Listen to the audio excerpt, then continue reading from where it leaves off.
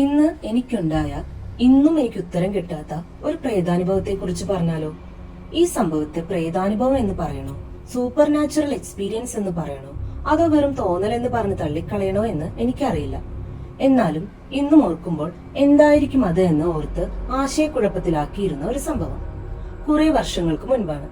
എന്റെ വീട് ഒരു ഗ്രാമപ്രദേശത്താണ്. ഒരു വലിയ മനയുടെ ഭാഗമായിരുന്ന സ്ഥലമാണ് എന്റെ മുതുമുത്തച്ഛൻ വാങ്ങിയതും വീട് വെച്ചതും. തൊട്ടടുത്ത് തന്നെ മനയുടെ വിശാലമായ ഏക്കർ കണക്കിന് പറമ്പാണ്. കാട് പിടിച്ച കാവും പൂജ മുടങ്ങി കിടക്കുന്ന കുഞ്ഞു കുടുംബക്ഷേത്രവും വലിയ ഒരു കുളവും ഒക്കെയുള്ള മന. തൊട്ടടുത്ത് മറ്റൊരു സർപ്പക്കാവ്. അവിടെ എന്നും അവർ വിളക്കൊക്കെ വെക്കും.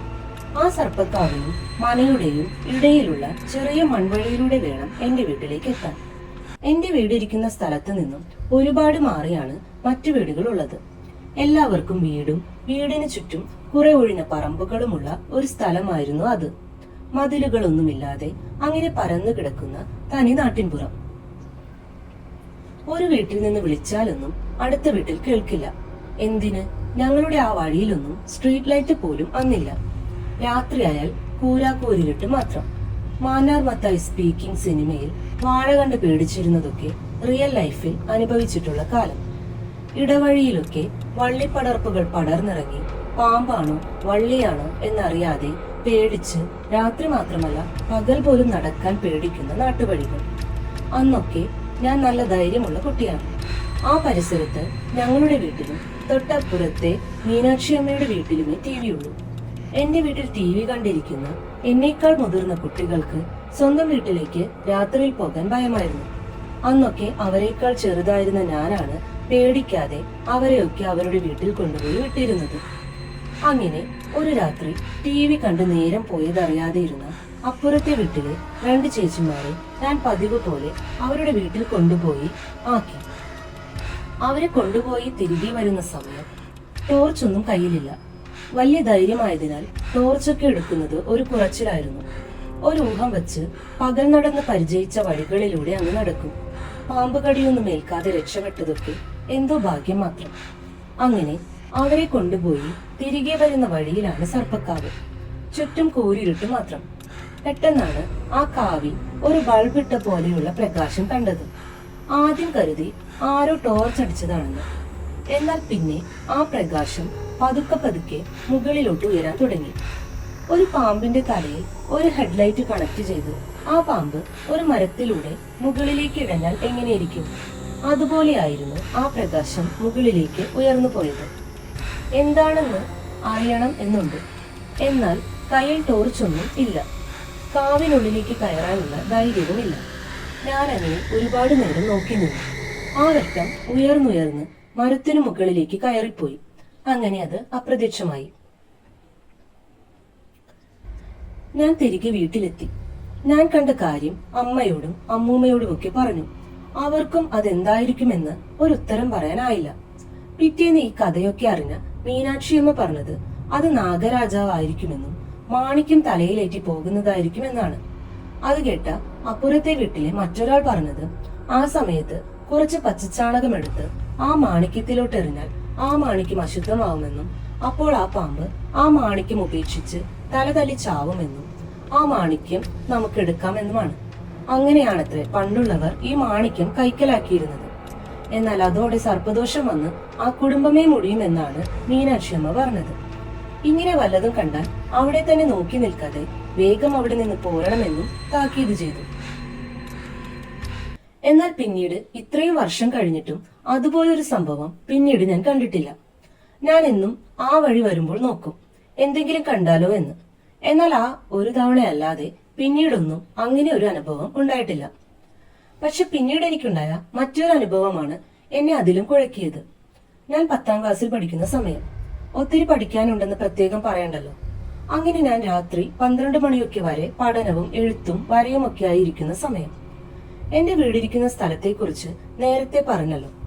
എന്റെ വീടിരുന്ന സ്ഥലം ഒരു മനയുടെ ഒരു വലിയ കുളമായിരുന്നത്രേ. ആ കുളത്തിലായിരുന്നത്രേ പണ്ട് യുദ്ധം വന്നപ്പോൾ അന്നത്തെ മനയുടെ കാരണവർ തങ്ങളുടെ സ്വർണമൊക്കെ കുടത്തിലാക്കി ഒളിപ്പിച്ചു വെച്ചത്. പിന്നീട് അത് തിരിച്ചെടുക്കാനായില്ല. വർഷങ്ങൾ കഴിഞ്ഞു. കുളമിരുന്ന സ്ഥലമൊക്കെ മനയിലുള്ളവർ വിറ്റു. അപ്രകാരം ആ കുളം ഞങ്ങളുടെ പറമ്പിലായി. ഇപ്പോൾ കുളമൊന്നുമില്ല, അതൊക്കെ നികന്നു വന്നു. എന്നാലും മഴക്കാലമായാൽ പൈപ്പ് പൊട്ടിയ പോലെ നല്ല തെളിനീരുറവ അവിടെ വന്ന് അതൊരു കൊച്ചു കുളമാവും. ആ പ്രദേശം ദേവിയുടെ വലത്തുപോക്കുള്ള സ്ഥലമാണ്, തേരോട്ടമുണ്ട് എന്നൊക്കെയാണ് മീനാക്ഷിയമ്മ പറയുന്നത്. പ്രത്യേകിച്ച് ആ കുളം ഇരിക്കുന്ന ഭാഗം. അങ്ങനെയൊരു രാത്രി ഞാൻ പഠിച്ചുകൊണ്ടിരിക്കുന്നു. അന്ന് മൊബൈൽ ഫോണൊന്നുമില്ല, ഒരു 20 വർഷം മുൻപാണ്. ഞാൻ പഠിക്കുന്ന മുറിയുടെ ജനൽ തുറക്കുന്നത് ഈ കുളം ഇരിക്കുന്ന ഭാഗത്തേക്കാണ്. പണ്ടേ ധൈര്യമുള്ള ആളായിരുന്നല്ലോ, അതിനാൽ രാത്രി 12 മണിക്കും ജനലൊക്കെ തുറന്നിട്ടാണ് പഠിക്കുന്നത്. അങ്ങനെ ഞാൻ ബയോളജിയാണ് പഠിക്കുന്നതെന്നാണ് എന്റെ ഓർമ്മ. ഒരു ചിലങ്കയുടെ ശബ്ദം. ചിലങ്ക എന്നേ അന്ന് അറിയും.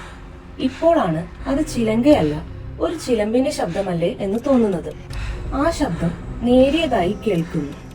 ദൂരെ നിന്നും അത് അടുത്തേക്ക് വരുന്ന പോലെ ആയിരുന്നു.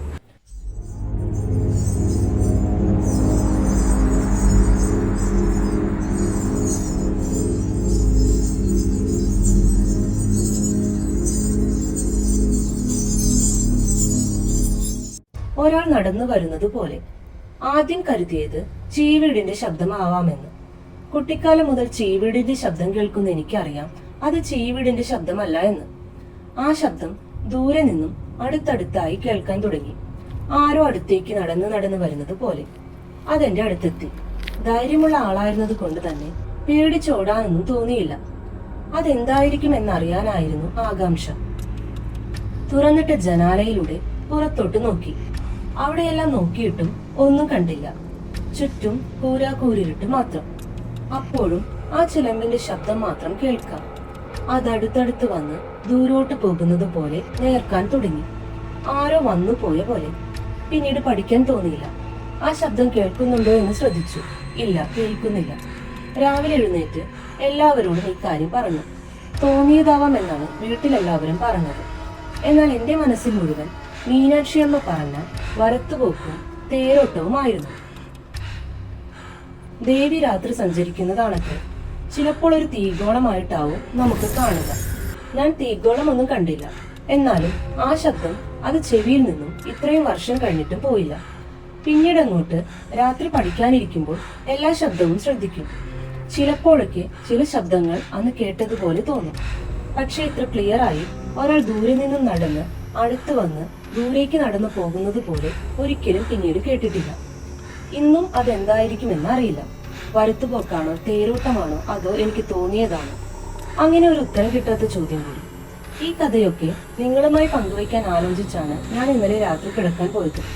ഏകദേശം രാത്രി ഒരു 2 മണിയെങ്കിലും ആയി കാണും ഉറങ്ങാൻ. ഞാനിപ്പോൾ താമസിക്കുന്നത് ഒരു തിരക്കുള്ള സിറ്റിയിലാണ്. അങ്ങനെ ഉറങ്ങാൻ കിടന്ന് ഞാൻ 20 വർഷം മുൻപ് കേട്ട ആ ശബ്ദം വീണ്ടും കേട്ടാണ് രാത്രിയിൽ ഉറക്കമുണർന്നത്. അതേ ചിലമ്പിന്റെ ശബ്ദം, പുറത്ത് ഗേറ്റിന്റെ വെളിയിൽ. അത് സ്വപ്നമല്ല എന്ന് മാത്രം എനിക്കറിയാം. കാരണം ഉണർന്നപ്പോഴും ഞാൻ ആ ശബ്ദം കേൾക്കുന്നുണ്ടായിരുന്നു.